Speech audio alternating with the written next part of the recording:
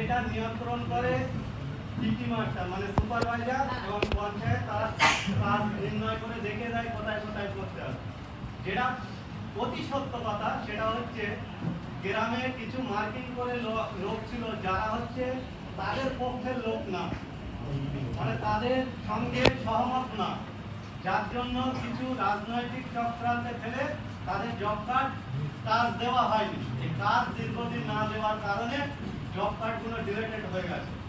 আমি যেটা জানতে পেরেছি সেই ডিলেটেড কার্ডগুলো অনেক অনেক অনেক দিন ধরে কাজ না করা যখন ডিলেটেড হয়ে গেছে, এবং এরাও জানতে পেরেছি যে নতুন জব কার্ড 2017 পর থেকে তেমনভাবে কোনো জিপিতে দেওয়া হয়নি। শুধু এই জিপিতে না, ভাঙড় ভোলাকে বা দক্ষিণ চব্বিশ কোনো জায়গায় সেইভাবে দেওয়া হয়নি।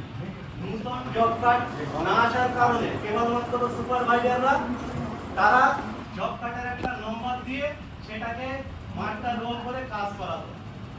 এইবারে যারা পুরানো লোক ছিল, জব কার্ড তাদের ছিল, ওই আমি একটা কথা বলে গেলাম, তাদের কথায় সহমত না হওয়ার কারণে তাদের কাজ না দেওয়ায় সেই জব কার্ডগুলো ডিলেট হয়ে গেছে।